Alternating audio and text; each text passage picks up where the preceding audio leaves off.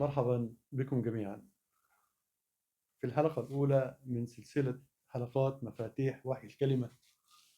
هنتكلم النهاردة إزاي بنحاول نخطف، نجيب، نشد، نستنطق الرسم، نستنطق الرمز، نستنطق الكلمة الموجودة المكتوبة، نشوفها بتقول إيه. المصري القديم ما كانش بيكتب طلاسم، ما كانش بيحطنا في متاهات، كان عايزنا نقرأ الكلمة. كان بيقول لنا اقروها يا اخوانا، يا اخوانا الكلمه ديت لازم تعرفوها ولازم تقروها. ما كانش بيكتب ابدا طلسم، ولا كان بيكتب لغه غير معلومه وغير مفهومه وغير منطوقه. علشان كده المدخل للحلقه الاولى هي تعتبر من اكثر الحلقات صعوبه. حلقه شويه رخمه، شويه يعني عايزين نتحمل بعض فيها شويه. بس إن فهمنا الأمر ومشينا مع بعض بطريقة كويسة، هنلاقي نفسنا بنقرأ كل الكلمات المكتوبة على الجدريات بشكل كويس جدا وبلغة واضحة وصحيحة وسليمة. كان في منهج للراجل القديم وهو بيحط الأبجدية بتاعته الأولى. هو في الأول اختار رموز معينة بتعبر عن مقومات الحياة. هو كان فاهم إن الأزير اللي خلق الحياة عموما يعني وضع مخلوقات وجعل المخلوقات ديت بتنطق لغة الحياة. يعني إلى حد ما كانوا فاهمين كده، علشان كده استعانوا بهذه الرموز وهذه المخلوقات في لغة الكتاب. عشان كده لما نيجي نتكلم في الحلقة اللي جاية إن شاء الله عن الأزير، هتلاقي إن الأزير ده بيتكلم على 50% من كلامنا، حتى العامي اللي احنا بنقوله ده كلمته الأزير نفسه هو بينطق 50% من كلامنا، مع إن هو 7 8 حروف كلهم. هنشوف النهارده هو كان إيه فلسفته في الكتابة. فلسفة الراجل القديم كان بيقول إن الفم بتاع الإنسان له 4 مخارج رئيسية. مخرج مثلا بيقول حرف الباء، فلقى إن الباء يطلع معاها الحروف الآتية، يقول باء و ف ما، كلهم من مكان واحد، ورسم لهم رسمة واحدة. وقال إن الرسمة دي بتعبر عن هذه المدلولات من المنطوق. يعني احنا ممكن حتى في بعض اللغات يقولوا فلان وفلان، فلان فلان، متاحة. فالنسيا فالنسيا، هكذا الكلمات يعني متاحة هذا التبديل في المنطوق. حط حرف النون، فلقى انه بيطلع برضه حرف النون من طرف اللسان مع سقف حلق الفم، يعني من الاخر اخر الفم، فلقى نو لا را، 3 حروف مشتبكين مع بعض فحطهم مع بعض في مكان واحد. وهي غالبا برضه هي حروف تبادلية إلى حد ما. جاء على حرف التاء والثاء والداء والضاء والطاء، كل دي حروف بتطلع من مكان واحد، حطها كلها تحت رسمة واحدة بس. جاء الحرف المد اللي هو الآ الأخير، وحطوا الآ واليا والعا والغا والخاء. هنحط الجدول دلوقتي ونوضح الحروف اللي هو استعملها. فهو حط 4 رسومات للحروف، وحمل ال4 رسومات للحروف دي كل الأبجدية بتاعته. طيب لنفترض ان الكلام ده كلام مش صحيح، نجرب مع بعض نشوف ايه اللي بيحصل. فاحنا بنفترض الفرضية ديت لو صحيحة، يبقى ترتقي من فرضية الى النظرية. ما هي قرأت 100 كلمة، 200 كلمة، 300 كلمة وصحيحة فيهم، ترتقي الى حد النظرية. طب اذا قرأت كل حياتنا اللي احنا عايشين بيها، تبقى حقيقة من الحقائق. بس احنا هنوصل لهذه الحقيقة مع بعض واحنا بنشوف الدنيا دي ماشية ازاي، واحدة واحدة نشوف. الجدول ده بداية الجدول ده بداية هو بيتكلم على شكل الحروف. يعني حط ده حرف الباء اللي احنا نعرفه تقريبا الباء، لكن الحرف ده الحقيقة وبينطق باء فا مي و، كل دي حروف من مكان واحد، باء فا مي و، ن نو نو لا را نو لا را، هكذا يعني. حتى حرف التاء، تا دا طا ضا ثا زا سي شي، الحرف ده ينطق كل مجموعة الحروف اللي واضحة بالشكل دوت. الحرف الأخير خالص بينطق آ كا قا جا ها ع غا، الحرف ده ينطق كل الحروف ديت. وديت الشكل العام ده الجديد النهارده، ده الحكاية بتاع النهارده. ده يعني زي ما بنقول ايه، اللغز. ده حل اللغز. طيب لو حبينا نطبق الحروف ديت ونشوف الكلام دوت هل هو صحيح ولا غير صحيح، هنحاول نستقرئه في بعض النصوص من الجاردنر. هنحاول نستقرئه، هنحاول نجيب أسماء الملوك، مش أوضح منها يعني. نحاول نجيب الأسماء ونقراها ونشوف هو استعمل منطوق الأسماء بالرموز ديت ولا ما استعملهاش. طبعا أنا هفر بشكل مش وافي، مش هقدر أوفي كله، لكن هقدر أجيب مثلا نماذج على قد ما حضراتكم تستحملوني. وبعد كده هنروح لان انا مصر ان انا اروح لابو الهول وطائر السمان النهارده، ونشوف منطقهم وبينطقوا ازاي. الرموز اللي احنا قلنا عليها هنبدا نطبقها على الجاردنر. وانا استعنت بكتاب الى حد ما في ترجمه باللغه العربيه معاه، على اساس نقدر نشوف بعض الرموز. طبعا موسوعه كبيره جدا، كتاب جاردنر كبير خالص يعني، بس انا هنتقي بعض الرموز بحيث ان انا اقدر اغطي الموضوع. وهنرجع لاسماء الملوك بعد كده. يعني مثلا لو جينا لكلمة مهر أو حصان، أدي الميم والهي والراء، مهر واضحة جدا. حصان برضو أدي الحاء وأدي الصاد وأدي النون، برضو الكلام واضح، ومهر وحصان. يعني لما بيجي يتكلم على إله شاب أو أمير، أمير ألف ميم راء، أمير بشكل واضح. حتى كلمة ليبيا، هو الصحراء الليبية كانت صحراء ممتدة وكانت معروفة، وكانت معروفة باسم ليبيا برضو.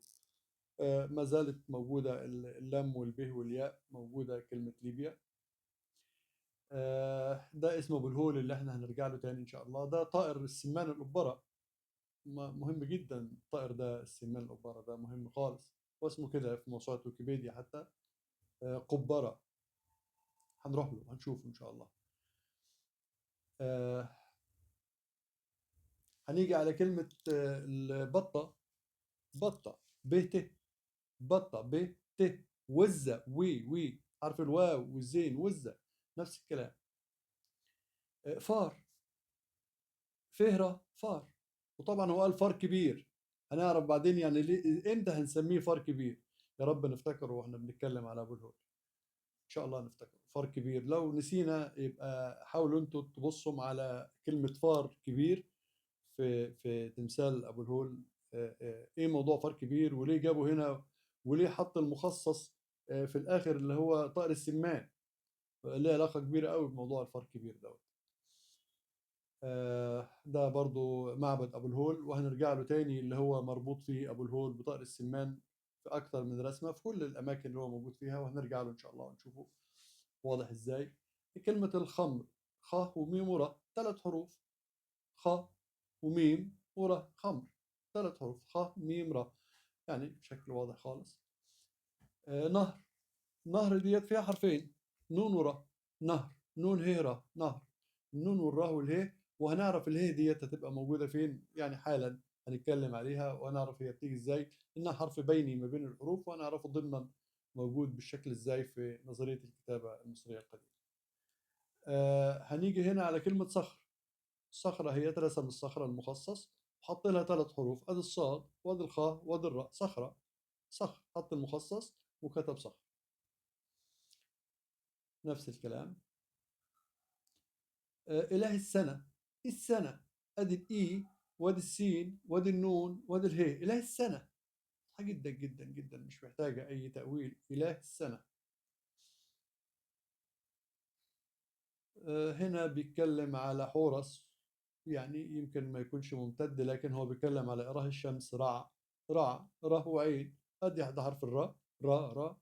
آسف، ده حرف الراء، ده حرف الراء أهوت بشكل النون القديمة، ونون ولام وراء واحد يعني. وده حرف العين، رع. ديت شكل الحروف عموما اللي احنا عايزين نعرفها، ونعملها سكرين شوت، نسجلها، نخليها عندنا، نكتبها، بحيث ان احنا نراجع منها على طول لغايه ما نحفظها وتبقى هي ثابته معانا. نرجع بعد كده على قائمه الملوك. هنقول مثلا صحت في بعض الكلمات بالشكل ده، احتمال تكون من باب المصادفه، وارد. وارد من باب المصادفه انها جت بالشكل دوت. طيب تعالوا نشوف اسماء الملوك.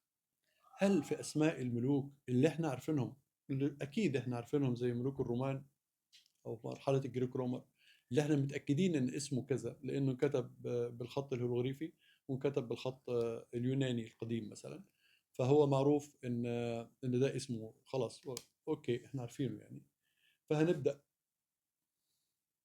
عندنا آه، فيليب بيبوس، فيليب بيب، ادي الفاء، ودي بيب، بيب في الاخر، في بيب، يعني استخدم نفس الرسمة نفس الحرف للفاء والباء، ما غيرهمش يعني.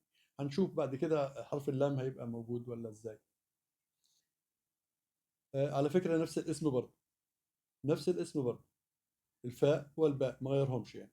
طبعا طائر السمان ده هنرجع له، جميل هيشتغل معانا كويس. اسكندر، ده الاسكندر الرابع. اسكندر، اي والسي والكي يرجع نفس الكلام، والنون، وادي الدال تحت وهي دي الراء فوق. اسكندر، الثلاث حروف دول راسمين اسمه كامل اسكندر. طبعا ما فيش الشكل الحرف اللي هو المربع اللي بيقولوا عليه الباء قديما، مش موجود هنا، ملوش علاقه، ملوش داخل في اسمه. لكن الاسماء بتاعته كلها مكونه من الثلاث حروف دول. طب هل في حاجه في الرسومات دي بتقرا اسكندر؟ طبعا هنجيبها ونروح لها ونشوفها ونقول هي عامله ازاي. ده اسكندر. لو جينا نشوف هنا مثلا الراجل ده اسمه ارسيون. ارسيون، مفيش في اسمه غير ايه؟ السين والنون والراء، ما هي الراء هي النون والسين هي موجوده. ارسيون مفيش غيرها. بيتليموس الخامس، بيتليموس الخامس، ثلاث حروف ناطقين الاسم كامل. البي، بت، لي، اموس، بيتليموس، ثلاث حروف ناطقين الاسم كامل، مفيش غيرهم موجودين في اسم بطليموس. وطبعا بطليموس الخامس على فكرة الأمثلة بتاعته كتيرة. بطليموس الثامن برضو نفس الكلام، البي والتي والان حروف مكررة زي ما هي، اللي بتنطق اسمه على بعضه. ده بطليموس التاسع نفس الكلام. بطليموس ده مين؟ ده برينكي. برينكي ما فيش الاسم بتاعه برينكي، ادي البي والار وهي النون، بيرن بيرن كي، ادي الكاف وهي تنطق برضه في نفس الوقت يعني. بيرنكي الاسم كامل من نفس الايه، النموذج اللي موجود. بطليموس ال 12 نفس الكلام، نفس اللي مر علينا قبل كده. اوجاستس، اوجاستس مفيش غير هي ادي ادي الاو الالف يعني، ودي نفسها الجيم، ودي السين، ودي التي، يعني جاستس ت وسين. اوجاستس هم الرسمتين دول، الحرفين دول ناطقين الاسم كامل بتاعه اوجاستس، هم الحرفين دول مخلصين الاسم يعني. برضه نفس الكلام مكرر في اوجاستس يعني.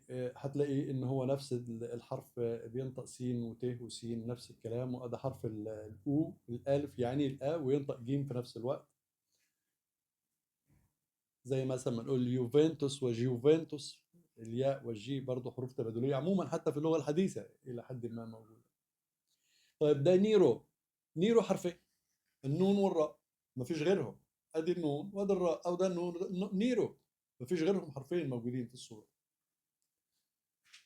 نيرو برضه بيتكرر تاني، ما كتبش الا نون بس، ليه؟ ما هي نون وراه. فغالبا لما كان واحد بيبقى فيه اسمه اكتر من حرف بيتكرر زي فيليب بيبوس، ممكن يكتب حرف واحد بس، ممكن يكتب حرف واحد في، ما يكتبش غيرها واحده بس، وانت عارف انها الحرف بيتكرر. زي نيرو حط النون بس وخلاص. كذلك نيرو مره تانية حط ان. نيرو برضه هي نفس النون والراء، يكرر نفس الكلام، ممكن يكتب نون مره واحده بس وممكن يخليها نيرو، بيكرر نفس الكلام. ده اسمه فيسبستيان.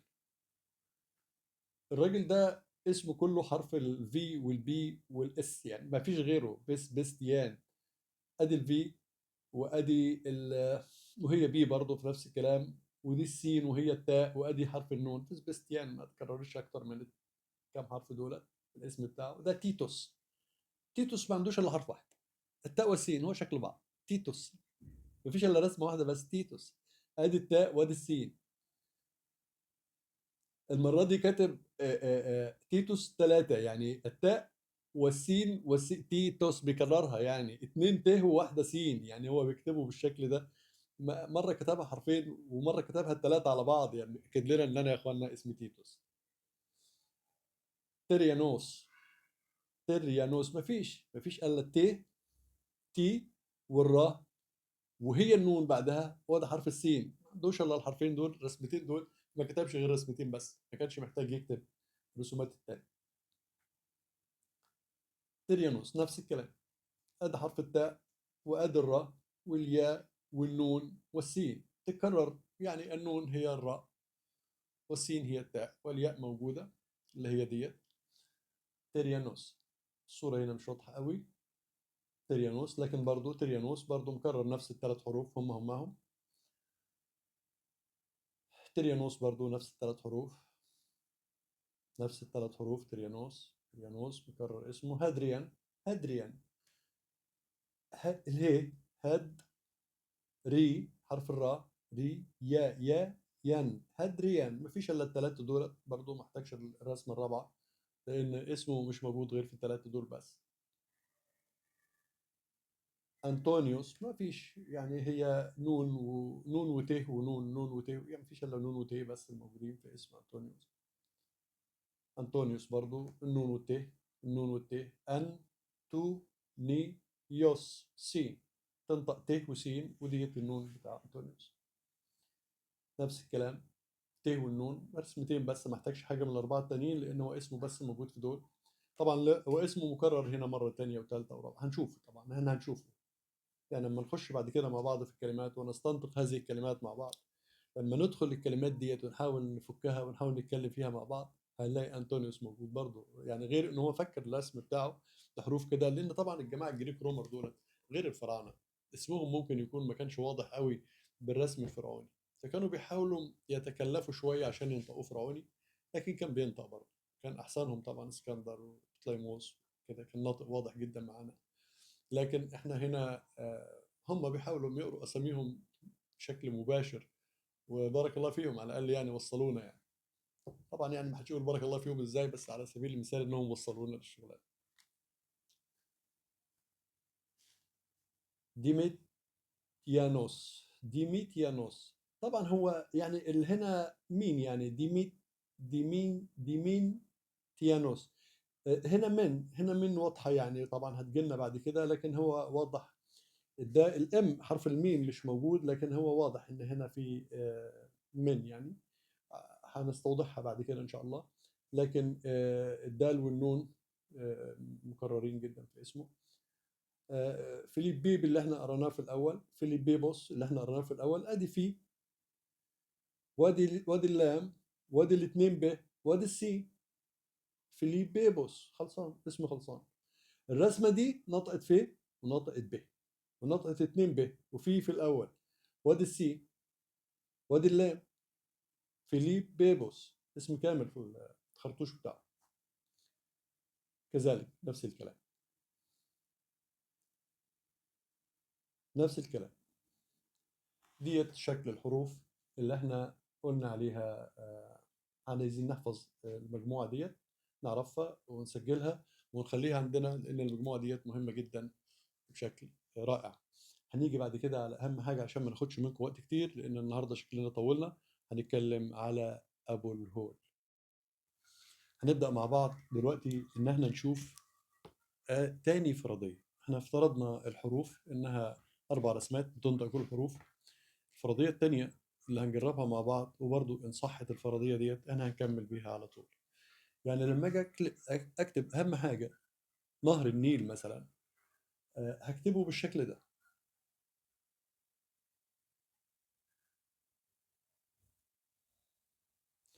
الكلمة ديت اسمها نهر، نون وهي وره. طب إيه الحرف اللي دخل في النص ده؟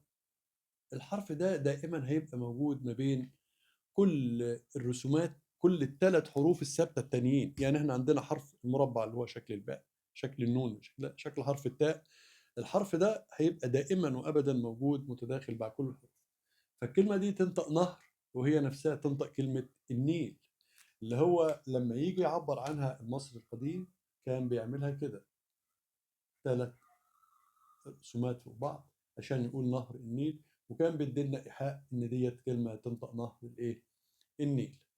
فلو كان مثلا، هنضرب مثل تاني، لو جه يقول، لو رسم لي الكلمه ديت،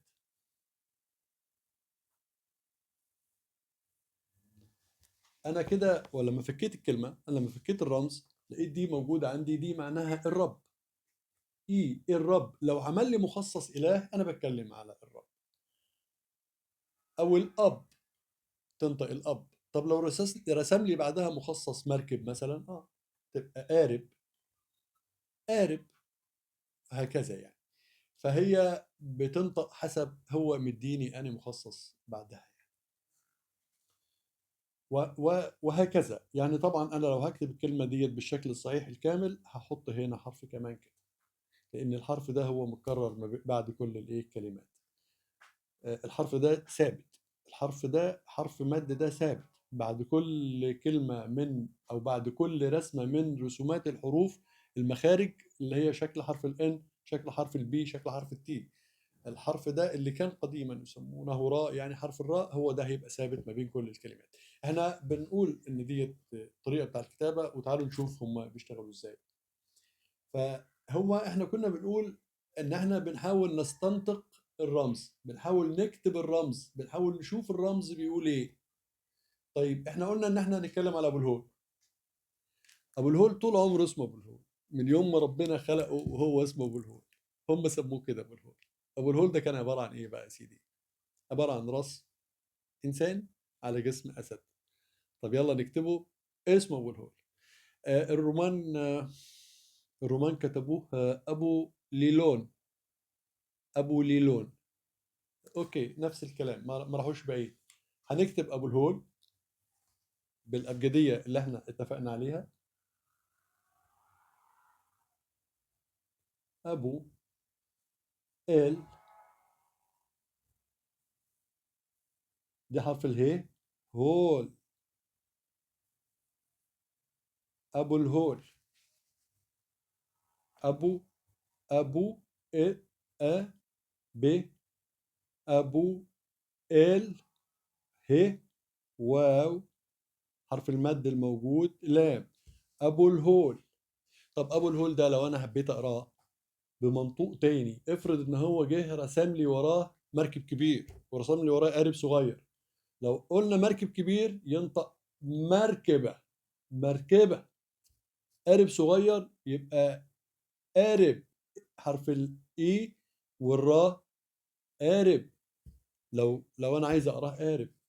طب افرض رسم وراه اله وحاجة عظيمة كده وبتاع، وحد شكله من الناس الحكام الكبار اللي قاعدين، ينطق ايه الراجل الكبير الحاكم اللي قاعد ده؟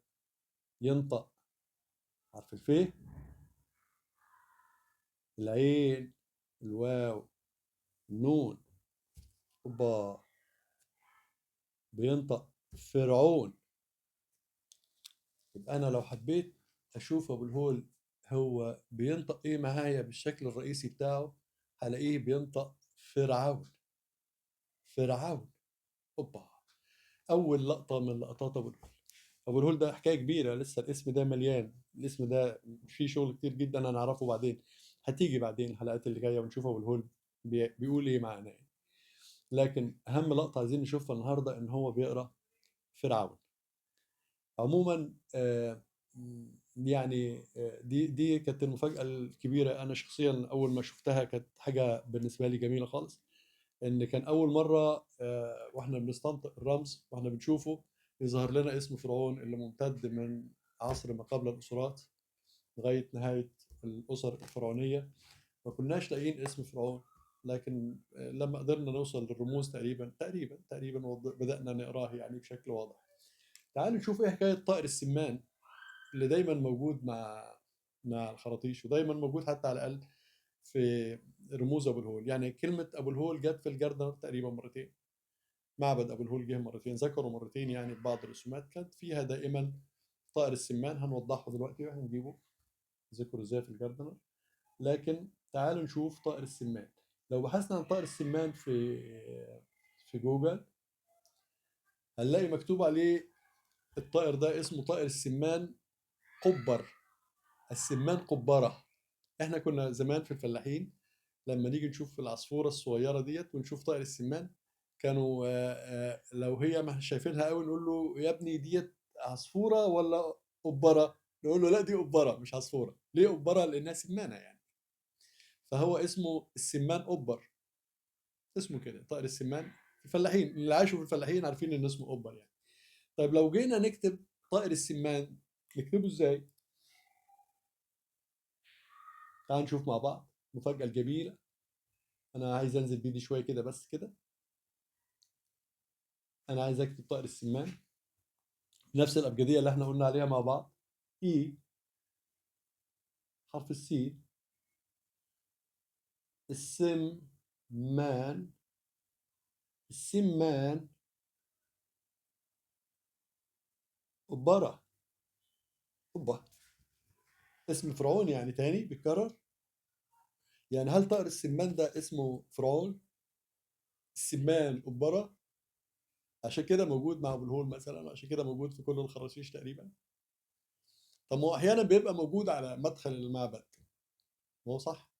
ولو أنا حبيت لقيته على كلمة مدخل المعبد هلاقي بيقول لي إن ده اسمه محراب أو حرم. اسم الحرم أو محراب. ادي حرف الميم، ميم، ح، ر، الف، ب، محراب. طب بلاقيه موجود مع انوبيس، حطه مع انوبيس صح. هتلاقي ادي الف ودال ويه وب. الديب، الديب، ينوب. هو قريه يعني. لو حط لك انوبيس يبقى انت عارف ان هو بيتكلم على الديب او الذئب يعني انا بكلم عمي طبعا لان هم كانوا عميين.